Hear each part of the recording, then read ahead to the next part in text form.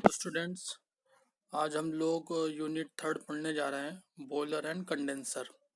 इसमें हम पढ़ेंगे कि बॉयलर क्या होता है, बॉयलर की वर्किंग क्या होती है और बॉयलर के क्लासिफिकेशंस क्या क्या होते हैं। इसी तरीके से हम लोग पढ़ने जा रहे हैं कि कंडेंसर क्या होता है, कंडेंसर का वर्क क्या होता है और उसका क्लासिफिकेशन क्या होता है।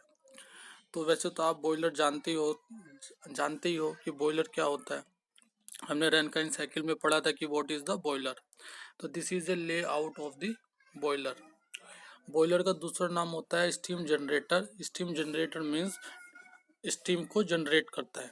बॉयलर का काम क्या होता है? To generate the steam. कैसे काम करता है? वाटर एंटर करता है इनटू द बॉयलर। ओके, और यहाँ वाटर को क्या हीट किया जाता है। हीट करने के बाद वाटर कन्वर्ट हो जाता है into steam and that steam will be used to produce electricity और मैकेनिकल वर्क। तो this is the basic function of boiler which is very easy. I have already told you about the function of boiler. Now we will come to types of boiler. Types of boiler. तो first, according to relative passages of the water and flue gases. हम water और flue gases के जो Passage हैं उसके according भी boiler को classify कर सकते हैं। पहला है water tube boiler. Water tube boiler नाम से पता चल रहा है कि वाटर ट्यूब यानी कि ट्यूब में वाटर होगा और सराउंडिंग में फ्लू गैसेस होंगी, फायर होगी, तो that is called water tube boiler. Example Babcock, Wilcox, Benson boiler, Stirling boiler. Next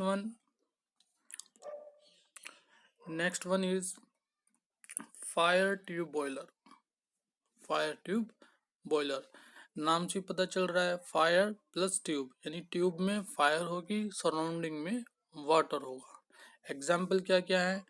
कोस्टरन boiler, Lancashire boiler और locomotive boiler. Next, according to water circulation कि कैसे वाटर सर्कुलेट कर रहा है through the tubes of the boiler, उसके according भी हम boiler को क्लासिफाई कर सकते हैं। First is natural circulation, boiler. Second one is forced circulation boiler.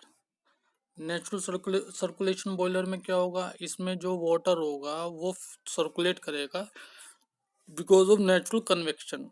Convection क्या होता है? कन्वेक्शन से जो है वो ट्यूब में फ्लो करेगा। कन्वेक्शन में क्या होता है? जब किसी फ्लूइड को हम गर्म करते हैं तो उसकी डेंसिटी कम हो जाती है, ठंडे फ्लूइड की डेंसिटी ज़्यादा होती है। बिकॉज ऑफ डेंसिटी डिफरेंस एक क्या होता है? सर्कुलेशन सेटअप हो जाता है, जिसको हम क्या कहते हैं? Natural circulation. फोर्स सर्कुलेशन नाम से पता चल रहा है कि फोर्स्ड है इसमें, यानी कि इसमें जो वाटर को हम सर्कुलेट करेंगे with the help of pump से हम इसमें वाटर को through the tubes of the boiler हम उसको सर्कुलेट करेंगे। तो ये होता है फोर्स सर्कुलेशन। नेक्स्ट देखते हैं। नेक्स्ट है अकॉर्डिंग टू यूज।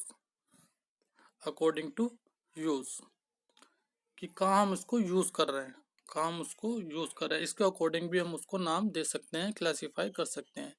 जैसे कि फर्स्ट है स्टेशनरी बॉयलर। नाम से पता चल रहा है कि स्टेशनरी होता है, फिक्स होता है, मूव नहीं हो सकता है, तो ऐसे बॉयलर्स को यूज करते हैं पावर प्लांट्स में। उसके बाद है पोर्टेबल बॉयलर। पोर्टेबल बॉयलर नाम से ही पता चल रहा है टेम्पररी है, फिक्स नहीं होता है, हम उसको पोर्ट कर सकते हैं, टेम्पररी कहीं भी लगा सकते हैं, पोर्टेबल बॉयलर होता है।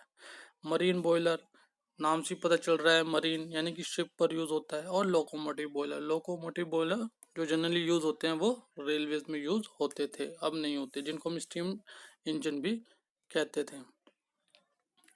अब ऑपरेटिंग प्रेशर के अकॉर्डिंग भी हम बॉयलर को क्लासिफाई कर सकते हैं। जैसे कि पहला है low pressure boiler, medium pressure boiler और high pressure boiler. Low pressure boiler में क्या होगा? प्रेशर जो है 15 to 20 बार वेरी करता है, मीडियम में 20 to 50 बार, और हाई प्रेशर कितना होता है? अगर बॉयलर में प्रेशर 80 बार से ज़्यादा हो, 80 बार से ज़्यादा हो तो उसको हम कहते हैं हाई प्रेशर बॉयलर। फिर सब क्रिटिकल बॉयलर और सुपर क्रिटिकल बॉयलर। ये वर्ड क्रिटिकल यहाँ पर आ रहा है, तो क्रिटिकल क्या होता है, मैंने तुम्हें पढ़ाया था रैनकाइन साइकिल में कि what is the critical pressure and what is the critical temperature. तो टीएस डायग्राम पे मैंने आपको समझाया था सब कैसा होता है टीएस डायग्राम।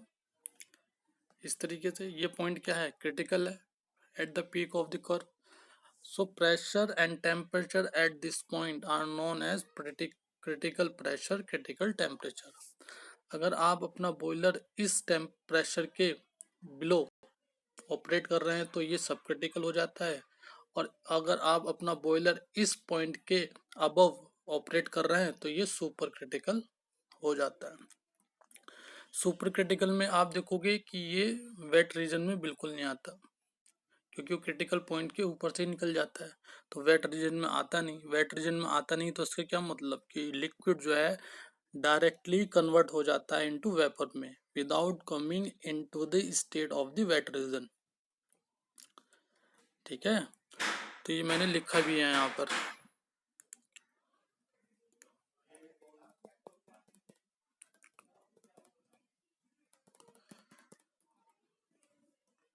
तो नेक्स्ट देखते हैं अकॉर्डिंग टू पोजीशन। पोजीशन के अकॉर्डिंग भी हम जो है बॉयलर को क्या कर सकते हैं, क्लासीफाई कर सकते हैं, इंटरनली फायर्ड और external fired. Position of furnace, internal fire नाम से ही पता चल रहा है कि फायर इंटरनली होती है, जैसे कि फायर ट्यूब बॉयलर में ट्यूब में फायर होती है, सराउंडिंग में वाटर होता है। इसी तरीके से एक्सटर्नली फायर्ड बॉयलर जिसमें फायर एक्सटर्नली होती है तो वो वाटर ट्यूब बॉयलर होते हैं, ट्यूब में वाटर होता है और एक्सटर्नली फायर होती है। नेक्स्ट देखते हैं पोजीशन के हिसाब से भी उनकी एक्सिस अगर वर्टिकल है तो वो वर्टिकल बॉयलर हो गए, हॉरिजॉन्टल है तो हॉरिजॉन्टल बॉयलर हो गए। ठीक है, वर्टिकल किसको कहते हैं, क्वेश्चन बॉयल को, और ये जो हॉरिजॉन्टल बॉयलर हैं ये बहुत इंपॉर्टेंट है। हर साल इनमें से एक बॉयलर आता ही आता है, तो आपको उसकी वर्किंग, उसका कंस्ट्रक्शन सब कुछ पढ़ना है। एक क्वेश्चन जरूर आना है 100%, और इसकी पीडीएफ में ग्रुप पर डाल दे चुका हूँ, और उसको मैं समझाने की भी कोशिश करूँगा। ठीक है, चलो नेक्स्ट माउंटिंग्स क्या होती है। माउंटिंग्स क्या होती है, माउंटिंग्स क्या होती हैं, it is use to safeguard, it is use to safeguard the boiler against high pressure and high temperature.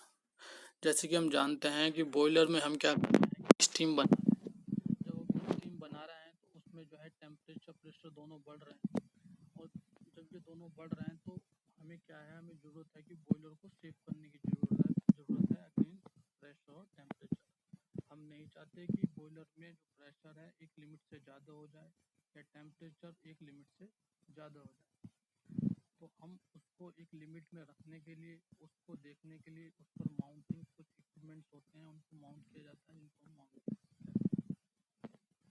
दूसरा है एक्सेसरीज।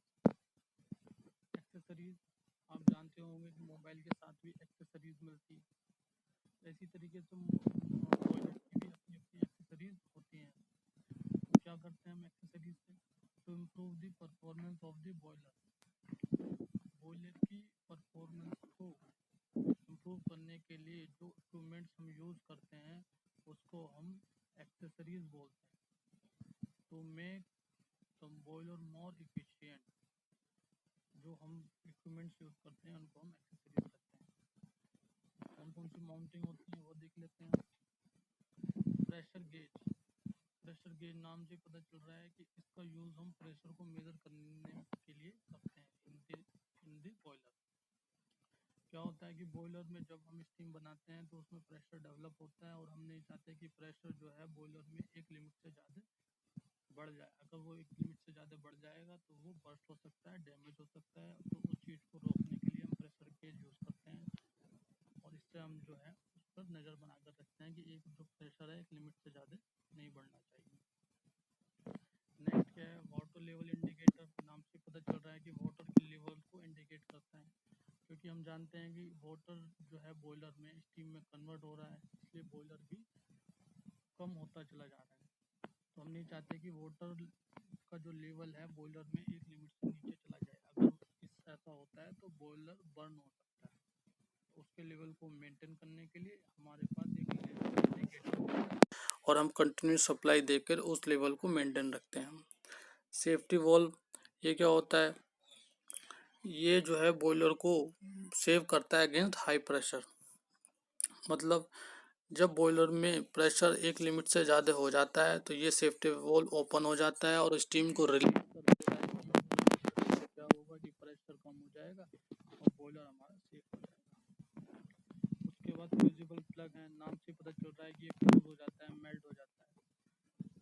ये कैसे काम करता है? जब बॉयलर में टेम्परेचर एक लिमिट से ज़्यादा बढ़ जाता है तो ये प्लग फ्यूज हो जाता है, मेल्ट हो जाता है और ओपन हो जाता है, जिससे कि स्टीम जो है बॉयलर से बाहर चली जाती है और उसका प्रेशर टेम्परेचर दोनों नीचे आ जाते हैं।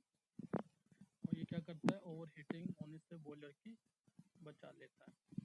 ब्लो ऑफ वाल्व क्या होता है? जैसे कि बॉयलर में हम स्टीम बनाते हैं तो उसमें मर्ड और डर्ट वगैरह आ जाती है, तो बॉयलर को क्लीन करने के लिए इसमें एक वाल्व होता है, ब्लो ऑफ वाल्व। ठीक है, और ये जो है उसके बॉटम पर सिचुएटेड होता है।